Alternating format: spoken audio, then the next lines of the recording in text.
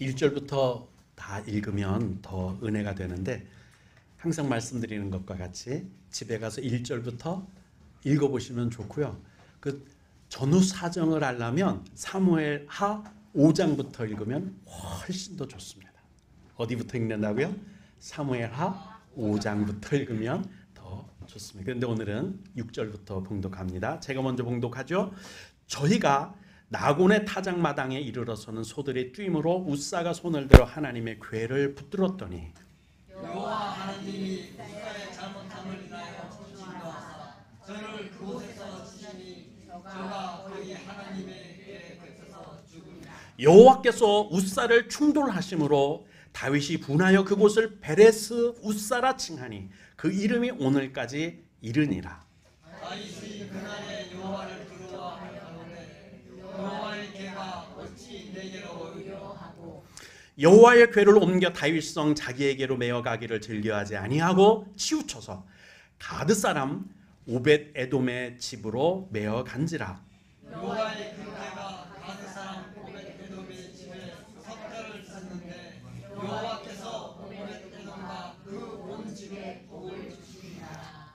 아멘. 할렐루야. 예.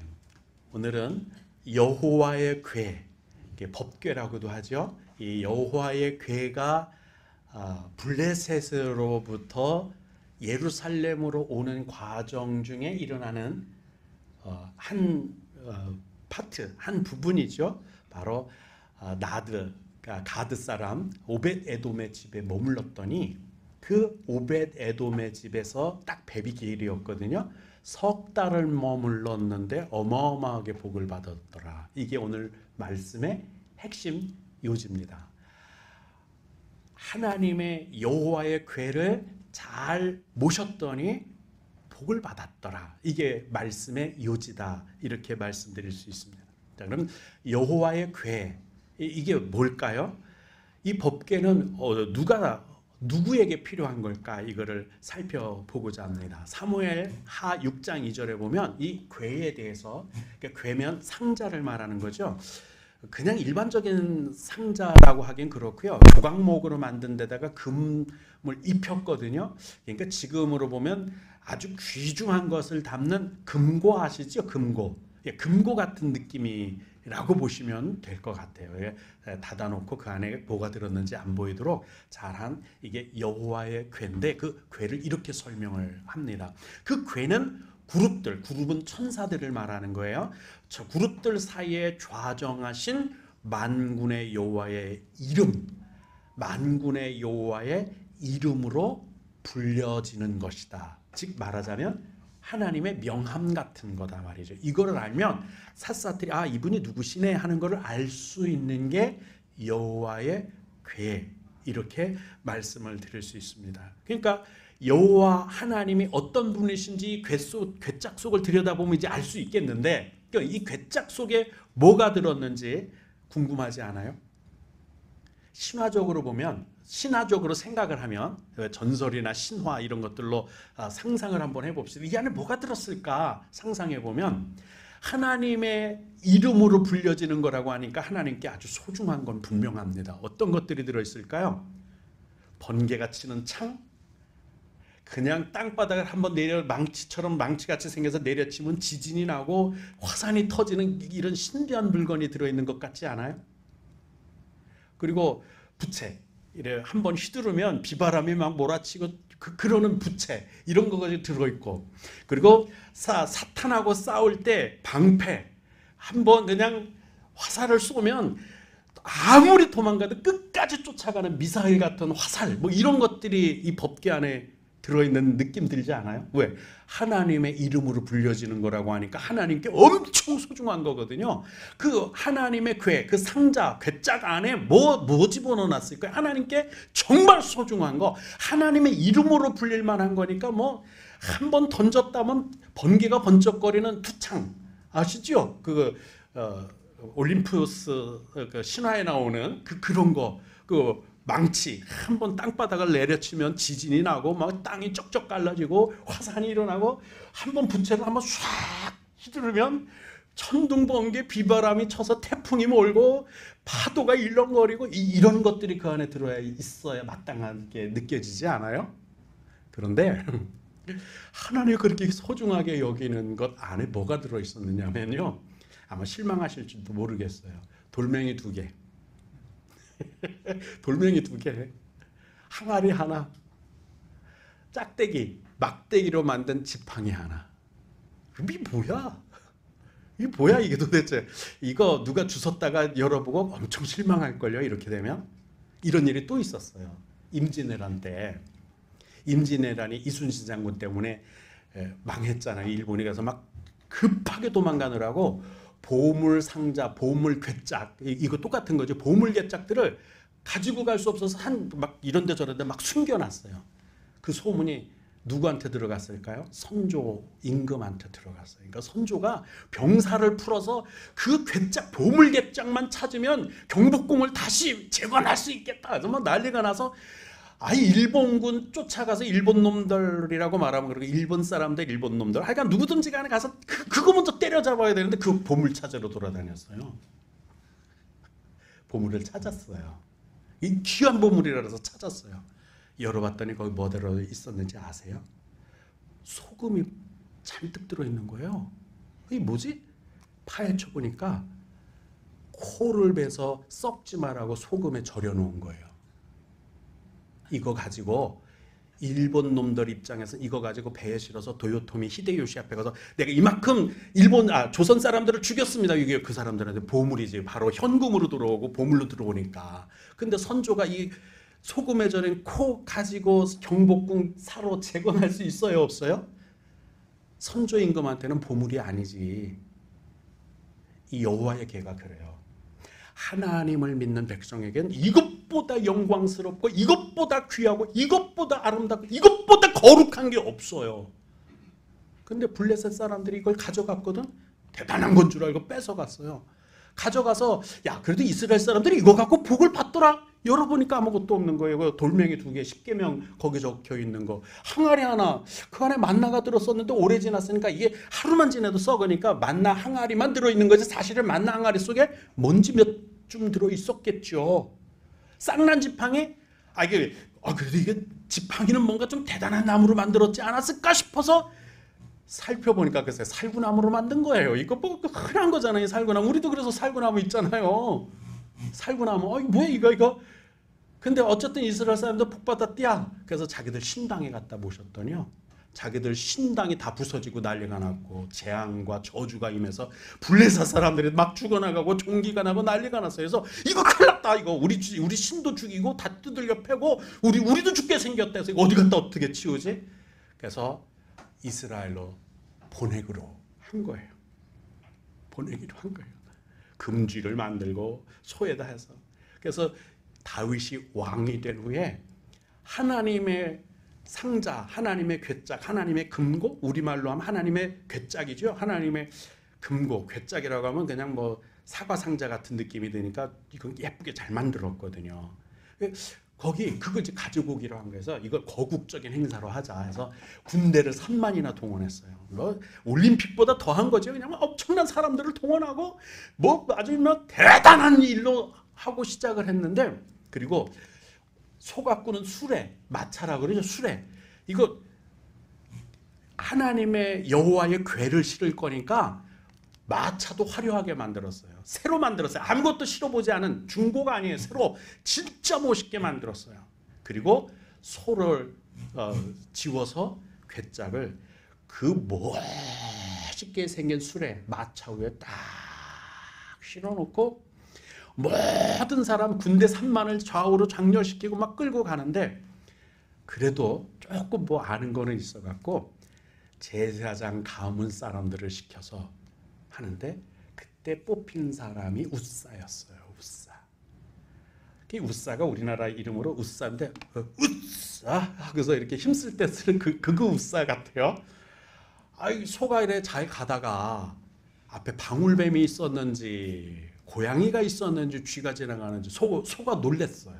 그래서 펄떡 뛰니까 이 마차가 덜커덩하면서 법궤가 뀨 뚱 하면서 떨어지는 거예요. 그러니까 웃사가 자기 이름대로 가만히 있질 못하고 웃어 하고서 딱 받쳤는데 받치는 것까지 이게 참 좋은 생각이잖아요. 나쁜 마음 먹고 이거 훔쳐가려고 한 것도 아니고요. 내가 한번 장난삼아 만져볼까 그것도 아니고 그냥 존경하는 마음으로 잘 되게 하려고 만졌는데도 죽었어요.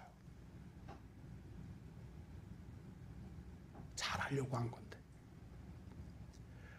우리도 이런 경험 있죠. 나 잘하려고 했는데 왜 이래 억울해요 저 억울해. 웃사가 그랬어요. 근데 모르는 것도 죄예요. 사무엘 하에 보면 이렇게 펴놓고 할까요? 사무엘 하에 보면 하나님이 지시하신 대로 하나님을 섬겨야 한다는 것이 민수기에 써 있어요. 민수기에 하나님이 지시한 대로 해야 되는 거예요. 그래서 그거 율법이라고 그러는 거예요. 율법. 법대로 하자는 거예요. 법대로. 그걸 정해 놓으셨어요. 뭐라고 말씀하시느냐면 진영을 떠날 때 이스라엘 백성들이 광야에서 40년 동안 사는 동안에 구름 기둥과 불 기둥을 따라 옮겨 다녔잖아요. 그때 해야 할 게 아론과 그의 아들들, 아론의 아들들이면 제사장들이잖아요. 근데 아론의 둘째 아들 이름이 레위예요. 레위. 둘째 아들 레위의 자손 중에 누가 있느냐면 고라가 있었어요. 고라. 고핫이죠. 고핫이 있었어요. 고핫의 자식들 중에 누가 나타나느냐면 고라라고 하는 사람이 나타나요. 그러니까 영광스러운 일들을 하는 사람들 중에 꼭 실족하는 사람이 나타나요. 고라가 배반하죠. 배역하죠. 모세를 치다가 오히려 땅이 갈라져서 죽은 사람이 그 고라. 그러니까 영예로운 일들을 하고 있는 사람들이 아주 조심해야 돼요. 장로, 목사, 안수집사, 안수권사. 이게 보통 너무 영광스럽기는 해요. 너무 영광스러워. 근데 아주 이런 일들에 조심해야 하는 것을 잠깐 말씀을 드리는데 민수기서 4장이 이렇게 말씀하세요. 그러니까 진영을 떠날 때는 누가? 제사장들이. 바로 이런 양반들이. 장로, 목사, 안수권사, 안수집사 이런 사람들이 성수와 성수의 모든 기구 없는 일을 마치거든요. 그러니까 다 보따리를 쌌다 이거예요. 그러면 그 다음에 누가 하느냐? 고핫 자손, 레위의 둘째 아들 고핫 자손이 특별히 더 선택을 받은 것 같아요. 이 사람들이 채 아시죠? 이게 채 긴 채 이렇게 막대기에 낀 걸 채라 그러잖아요. 그 채를 가지고 와서 고리를 만들어서 그 보따리에 싼 거에 고리를 만들어서 사람이 만지는 게 아니라 그 고리에 채를 끼워 넣어서 4명이 아니면 6명이 둘둘둘둘 앞뒤 이렇게 메고 옮기게 되어 있었어요. 절대로 만지면 안 되는 것. 이걸 말하는데 이렇게 말합니다. 그러나 성물은 만지지 말라. 그들이 죽으리라. 웃사도 제사장이었으니까 알았을까요? 뭘 알았을까요? 알았지. 그러면 아무리 멋있어 보여도 거국적인 행사라서 그럴듯하게 화려하게 멋있게 보기 위해서 마차도 기가 막히게 만들 사람이 매는 것보다 훨씬 보기 좋잖아요. 뭐 그림이 우선 나오지 않아요. 마차를 여기 우리 교회만한 마차를 만들었다고 생각해봐요. 거기에 소가 그냥 한 2-30마리가 끌고 거기에 이게 여호와에게 증거계 법궤 이게 거기 딱 실려 있으면 그림이 딱 나오지 않아요? 온 백성이 봐도 멋있다. 야 이거 올림픽보다 더 월드컵보다 더 멋있다. 이런 그림 딱 나오게끔 한 거예요. 아이 사람 몇 명에서 이렇게 메고 가면 그거 너무 초라해 보이지 않아요? 그것보단 이게 멋있는 게 낫지. 그림 한번 그려보자 해서 만드는 거예요. 진짜로 하려면 어떻게 해야 돼요? 좀 초라해 보여도 없는 것 같이 보여도 주님이 하라는 대로 한 게 맞는 거예요. 근데 멋있게 화려하게 기가 막히게 이게 첫 번째 실수가 됩니다. 그리고 두 번째 하나님의 일은 하나님이 행하시는 건데 내가 이렇게 해서 이거는 으싸하고서 갔다가 으싸하다가 으싸하고 죽었어요. 우리도 주님의 일을 주님이 지시하신 대로 해야 합니다. 이게 가장 주의해야 할, 가장 먼저 주의해야 할 주의 사명자들의 마음가짐이에요. 마음가짐. 자, 6절 7절 오늘 본문 말씀이죠. 이렇게 그들이 나곤의 타작마당에 이르러서는 소들이 뛰므로 웃사가 손을 들어 하나님의 궤를 붙들었더니 잘하려고 한 거예요. 못하려고 한 게 아니에요. 그러니까 그 중에서 뛰어난 사람이죠. 그런데 여호와 하나님이 웃사가 잘못했다고 보고 말미암아 하나님의 말씀대로 법대로 안 한 거예요. 율법대로 안 한 거예요. 그래서 진노하셔서 그를 그곳에서 치시니까 그가 거기 하나님의 궤, 증거궤, 법궤, 언약궤 안에서 앞에서 곁에서 죽었다. 그렇게 말씀을 합니다. 우리가 신앙생활할 때 하나님은 우리에게 지시하신 대로 해야 한다고 하면 어떻게 하는 걸까요? 어떻게 나한테 뭐라고 말씀하셨지? 예, 성경대로 하면 되는 거예요. 성경대로 하면 되는 거예요. 그게 하나님의 법이에요. 하나님의 법대로 해야 돼요. 하나님의 법이 우리에게 말씀하시는 대로 행하면 될 줄로 믿습니다. 그래서 지시하신 대로 하는 거예요. 뭐라고 말씀하셨어요? 주의를 거룩하게 지켜라. 주의 백성으로 사랑하라. 율법의 강령이 뭐냐? 하나님을 내 몸과 같이, 내 목숨처럼 사랑하고 내 이웃을 내 몸과 같이 사랑하라. 이것이 모든 성경의 강령이다. 이렇게 말씀을 합니다. 그러니까 하나님이 명령하신 대로 지시한 대로 지키면 그것이 나한테 복이 돼요. 우리가 웃사 오베데돔의 복받음을 통해서 뭘 지금 증거하려고 하느냐면 어떻게 하면 하나님의 말씀이 복이 될까 그걸 생각하는 거거든요. 반대로 잘못 하나님의 말씀을 섬기면 이게 저주가 되고 재앙이 되는 것도 볼 수 있어요. 그렇지 않아요? 많은 사람들이 교회를 다닐 때 성경을 읽을 때 이거를 문학적으로 지식적으로 철학적으로 성경을 읽으려고 하고 이해하려고 하고 자기 나름대로 해석하려고 하고 내 생각에 맞는 대로 성경을 뜯어 고치려고 하고 내가 원하는 대로 성경을 자기 아전 인수하듯이 이렇게 하려고 하면 다 망하는 거예요. 다 망하는 거예요. 그래서 하나님의 말씀은 하나님의 말씀하셨으면 내 생각하고 틀리도 하나님의 말씀대로 따라서 해야 복을 받습니다. 이건 종교적으로 율법적으로 성경을 접근하셔서도 안 돼요. 다시 제가 조금 돌아가서 넘어온 부분이 있기 때문에 조금 더 설명하면 자, 여호와의 궤 다른 이름들이 성경에 나오죠. 법궤예요. 뭐가 그 안에 들었어요? 2 돌판이 들었는데 거기에 10계명이 들었어요. 거기 법이 들었어요. 그 다음에 증거궤라고 하는데 뭘 증거하죠? 하나님이 우리를 사랑하신다는 것을 증거하겠다는 것이 그 안에 들어있어서 증거궤라고 해요. 뭘 증거하는지 이제 설명을 드릴 거예요. 그 다음에 언약궤라고도 했어요. 그게 뭔 뜻이죠? 하나님이 우리에게 약속한 거예요. 말씀으로 약속한 것이 그 안에 들어있다고 하시는 거예요. 뭔가 한번 살펴볼까요? 세상 사람들이 볼 때 이거 뭐야 돌멩이 2개에 항아리 하나에 짝대기 하나에 그렇게 생각했던 것들이 믿음으로 가진 사람 하나님의 자녀가 된 사람들이 보면 그게 뭔 뜻이냐면 이 만나 항아리는 하늘 생명의 양식을 말하는 거예요. 내가 너희들을 생명의 양식을 공급하는 너희 하나님 아버지다라는 것을 증거하신 거예요. 하늘로서 내려오신 산떡이신 예수 그리스도가 이 증거궤가 증거하고 있는 거예요. 뿐만 아닙니까? 죽은 살구나무까지 작대기 그 지팡이가 싹이 나고 꽃이 피더니 열매가 맺었어요. 살구나무가 우리나라도 똑같은 게 있는데 보세요. 눈하고 내리는 눈하고 같은 말 쓰죠. 발. 그죠? 우리도 같은 말들이 있어요. 근데 들어보면 따르죠. 눈이 내리네. 눈이 나쁘네. 그 눈은 다른 눈을 말해요. 살구라는 뜻이 이스라엘 말로는 이상, 비전 이런 뜻도 있고 살구라는 뜻도 있는 거예요. 그런데 여기서 말하는 살구나무를 갖다 놓은 건 뭐를 보라는 거예요? 살구나무 보라는 게 아니에요. 너희들의 이상, 너희들의 꿈, 너희들의 비전, 너희들이 장차 바라볼 소망을 살구나무 같은 단어를 쓴 살구나무 집어넣고 보게 한 거예요. 뭘 우리에게 증거하기를 원하는 거예요? 부활과 영생의 예수 그리스도를 증거하는 증거궤가 되는 거예요.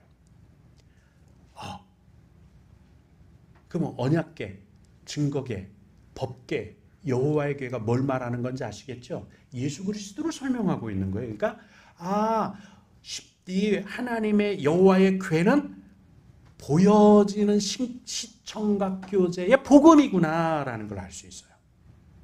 보여지는 복음, 볼 수 있었던 복음이에요. 예수 그리스도를 보여주려고. 그래서 내가 이 모든 것들을 통해서 내가 너희에게 약속한 거 보이니? 너희들의 영생과 너희들의 영원한 생명을 보여준다 해서 언약, 내가 너희들에게 약속한 거 보여줄게, 언약궤예요. 우리에게는 또 기록된 복음이 있죠? 성경이에요. 이건 기록된 말씀이에요. 이거 기록된 복음이에요. 그리고 이 말씀이, 기록된 복음의 말씀이 성육신하신 예수 그리스도 복음이에요. 최종적으로 우리에게 나타난 성육신하신 복음 예수, 보여지는 복음, 기록된 복음, 마지막으로 그 말씀이, 그 복음이 성육신 사람의 몸을 입고 우리 가운데 오신 예수 그리스도. 이 모든 것이 법궤가 증명하고 증거하고 언약하고 있어서 여호와의 궤예요. 하나님에게 중요한 거예요? 아니, 하나님의 이름으로 불리는 거룩한 것이었는데 놀랍게도 사람에게 중요한 거예요. 그럼 하나님은 뭘 중하게 여긴다는 걸 알 수 있어요? 당신 자신의 안위, 당신 자신의 영광, 당신 자신이 잘 되는 거? 그럼 거기다가 번개치는 창 집어넣고, 비바람이 일으키는 부채 집어넣고, 땅 지진 일으키는 망치 집어넣고, 그리고 한 번 던졌다, 한 번 쏘았다 하면 끝까지 쫓아가는 화살 집어넣고, 이런 신화적인 자기한테 필요한 걸 집어넣어야 되는데, 하나님은 아버지시라. 자녀들을 사랑하니까 자녀들을 위해 필요한 두 돌판 10계명, 양식, 그것도 생명의 양식 항아리, 그리고 죽어야 되는 마땅한 죽음을 당하는 사람을 위해 부활과 영생의 작대기, 살구, 이상, 비전, 꿈, 소망, 부활의 영생의 소망을 집어넣는데, 이 결국 사람에게 필요한 걸 갖다 집어넣어 놓으시고, 이거 내 이름으로 불리는 거룩한 거야. 내 약속은 이렇게 거룩해. 내가 너희들에게 약속한 것이 얼마나 거룩한 건지 알아? 이게 내 이름으로 불릴 거야. 이게 나를 증거해. 너희들에게 내 사랑이 어떤지 증거하는 것이 이 법궤야. 그걸 말씀하고 계신 거예요. 근데 이거를 일반 사람이 주시면, 에이, 좋았다 말았네. 난 그래도 한몫 잡는 줄 알았더니 뭐 돌덩어리 2개에 이게 뭐야? 이랬을 거란 말이에요.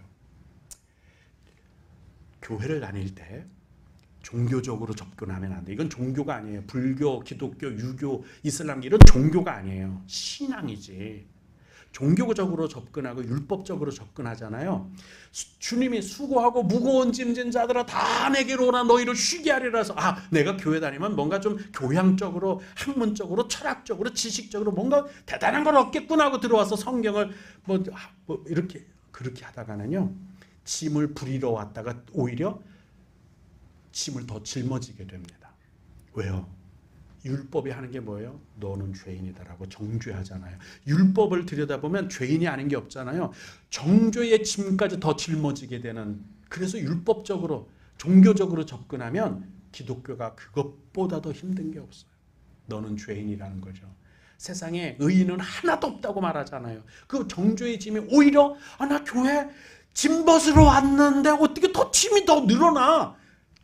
종교적으로 접근했기 때문이에요. 율법적으로 접근했기 때문이에요. 법궤가 보여주는 것은 복음이에요. 말씀이 말하는 것은, 이 성경 말씀은 구약과 신약을 다 쥐어짜면 뭐가 나온다고요? 예수 그리스도가 나온대요. 그 말씀이 성육신 하심에 우리 곁에 계신 예수 그리스도라. 예수님이 복음이라. 법궤가 예수님을 비춰주고 있고요. 이 말씀 성경이 예수님을 비춰주고 있단 말이에요. 그래, 예수를 보면 예수님이 복음이다. 나의 살 길이, 내 영생이 예수 그리스도 안에 있다. 구원이 그 예수로 말미암는다. 그래서 예수 외에 다른 이름으로 모르는 구원을 얻을 자가 없다. 그렇게 말씀하신 이유가 그거란 말이에요. 이 법궤를 보고 우리는 감동하고 감사하고 하나님의 사랑이 극진하고 지극해서 그 사랑으로 우리가 구원을 얻는데 에이 돌덩어리 2개 이게 그렇게 중하다 그런 거야? 쏙 안네. 그거는 세상 사람들 이야기고. 그래서 십자가의 도가 멸망하는 자에게 미련한 것이고 구원 얻는 우리에게는 하나님의 능력이라 말씀하신 거예요. 법궤만 봐도 그렇죠? 이게 얼마나 미련해. 돌덩어리 2개 집어넣고 항아리 하나 집어넣고 막대기 그거 하나 짝대기로 만든 지팡이 하나 집어넣고 이게 아이고 참 미련한 놈들 이랬단 말이에요. 근데 구원의 능력을 아는 우리에게는 하나님의 능력인 거예요. 사망에서 우리를 구원하시는 하나님의 능력. 그래서 이 하나님의 은혜입니다. 이거는 내 생각대로 믿어서는 안 돼요. 종교적으로 믿어서도 안 돼요. 율법적으로 믿어도 안 돼요. 철학적으로 믿어도 안 돼요. 이게 우사가 잘못한 거예요. 하나님이 시키는 대로 우리 삶 가운데 짊어지고 가야 되는 거예요. 짐 부리듯이 끌고 다니는 게 아니에요. 부적이 아니란 말이에요. 하나님은 내 복을 받는데 필요한 물건, 부적 같은 게 아니에요. 나 안에 내가 들고 가는 나와 함께 운명을 같이 하는 법궤가 되어야 할 줄로 믿습니다. 또 한 가지는 말씀 복음을 목숨 걸고 믿어야 돼요. 다윗이 그날의 여호와를 두려워하여 이르되 여호와의 궤가 어찌 내게로 오리요 하고 다윗이 여호와의 궤를 옮겨 다윗성 자기에게로 메어가기를 즐겨하지 아니하고 가드 사람 오벳 에돔의 집에 메어간지라. 여호와의 궤가 가드 사람 오벳 에돔의 집에 석 달을 머물러 있었는데 여호와께서 오벳 에돔과 그의 온 집에 복을 주시니라. 다윗도 두려워서 못 갖고 갔거든요. 근데 오벳 에돔은 이거 우리 집으로 갖고 온다는 건 목숨을 건 거예요. 생각해 보세요. 다 죽어나 자빠져.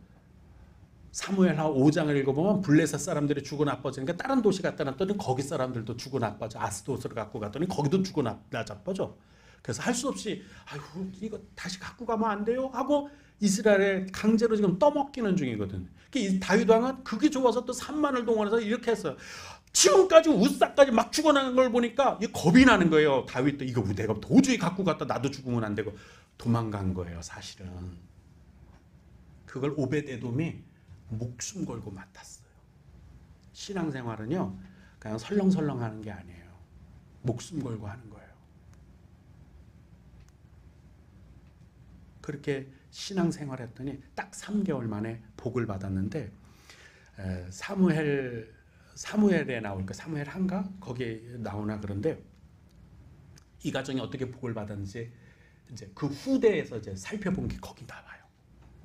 원래 이 집이 오벳에돔 집이 자손이 없어서 집안이 가문이 끊기려고 했던 집안인데 갑자기 막 자식들이 막 태어나는 거예요. 임신했네 이러더니 그 집안 사람들이 다 막 임신해 버리는 거예요. 근데 몇 명이 태어났느냐? 오벳에돔의 자식들이 손주들이 62명이나 됐어요. 62명. 우리 집안도 한 30명은 되는 것 같아요. 복 못 받지 않은 건 아닌 것 같아요. 우리 처가집도 그렇고. 근데 62명이에요. 근데 태어난 것만도 감사한데 두 번째 복이 있어요. 어떤 복이었느냐면 물질로 엄청난 복을 받았어요. 그래서 용사가 된 사람들, 권력과 부호가 된 사람들 이런 사람들로 그 집안이 꽉 찼더라는 거예요. 이게 큰 복이잖아요. 이 소식을 들은 다윗이 얼른 가서 뺏어오죠. 자기 예루살렘으로 갖고 가죠. 자, 긴 말씀이지만 그래도 우리 결론을 확실히 내 마음속에 새기고 갑시다. 신실한 정도는 정말로 복을 받을 수밖에 없어요. 복을 받습니다. 성도가 복을 받으려면 기록된 복음인 이 말씀, 성경대로 예수님을 믿어야 되고요. 말씀이 성육신 하신 예수님, 그 복음이잖아요. 내 안에 모셔야 되는 거예요. 오베데돔처럼 모셔야 되는 거예요. 그래야 복을 받는 겁니다. 예수를 믿는 신앙생활에 온 마음과 뜻과 정성을 다해야 되고 이걸 바꾸거나 내 생각대로 뜯어고치거나 이래서는 안 돼요. 그럼 복을 못 받아요. 목숨 걸고 예수를 믿어야 돼요. 그래서 기록된 복음인 성경을 더하거나 빼거나 바꾸거나 하지 말고 하나님의 말씀 그대로 믿어야 복을 받아요. 성경대로 성육신하셔서 성경대로 고난당하시고 죽으셨다가 성경대로 3일 만에 부활하셔서 우리의 생명이 되게 해주신 하늘에서 내려온 산떡, 오늘 우리가 기념할 거거든요. 그 산떡, 부활의 첫 열매 예수 그리스도, 그리고 우리는 그 다음 열매가 영생의 열매로 우리는 부활하게 될 겁니다. 하늘의 신령한 복, 땅의 소산의 복을 다 받는 거룩한 성도들이 되시기를 예수님의 이름으로 축원드립니다. 기도하십니다. 하나님 아버지 감사를 드립니다. 우리도 주의 은혜로 오베데돔처럼 복을 받는 그리스도인 되게 하옵소서. 감사를 드리며 예수님 이름으로 기도드리옵나이다. 아멘. 이기옥 권사님, 송명숙 집사님을 위해서 기도하십니다. 어깨, 허리, 특히 송정자 권사님은 뼈가 금이 갔는데 수술도 안 된다죠. 통증 없게 일상생활이 불편하지 않도록 위해서 기도해 주시고, 배진순 집사님이나 이들 교회 못 나오시는 연로하신 분들을 위해서도 기도해 주시면 감사하겠습니다. 온 성도의 평안과 영육간의 강건함을 위해서 기도해 주시고, 100명 출석 성도 그리고 교회 마을을 주의 권능과 이적으로 이루어 달라고 기도해 주시고, 무엇보다도 제 3차 성경 통독을 통해서 하나님의 기적이 우리 각 사람 가운데 개인적으로 경험되고 체험되는, 그리고 고백 간증이 일어나는 귀한 은혜가 기적이 나타나기를 간절히 소원합니다. 다른 광고 없으면 우리 다 같이 불편하지 않으신 분들은 일어나서 송영합니다.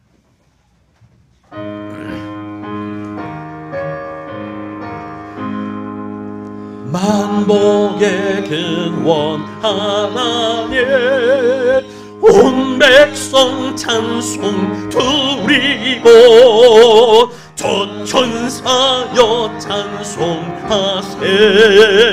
찬송 성부 성자 성령.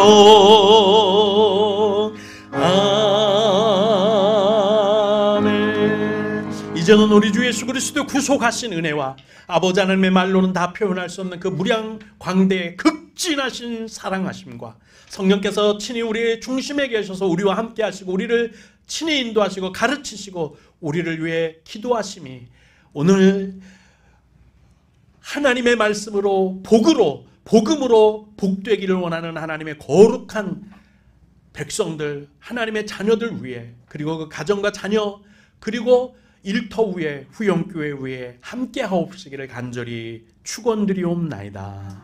아멘. 감사를 드립니다. 주시는 은혜를 받게 하여 주옵소서. 주님이 함께 하시면 감사합니다.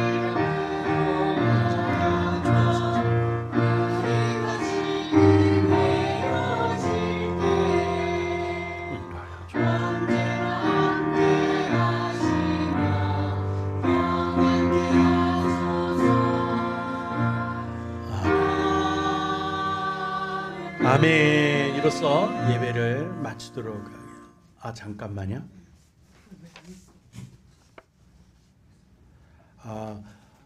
우리 새로운 가족이 오늘 오셨습니다. 신원철님이시고요, 집사님이십니다. 청천면 청천 5길에 사시는 분입니다. 우리 이춘희 집사님이 인도하셨는데 우리 박수로 환영하겠습니다. 아이고 감사합니다. 같이 하나님의 나라 갈 때까지 우리 이 길을 같이 어깨동무하고 손을 마주잡고 같이 가시면 너무 감사하겠습니다. 감사합니다. 이로써 예배를 모두 마치도록 합니다. 휴대폰 무음 모드를 해제해 주시면 되겠습니다.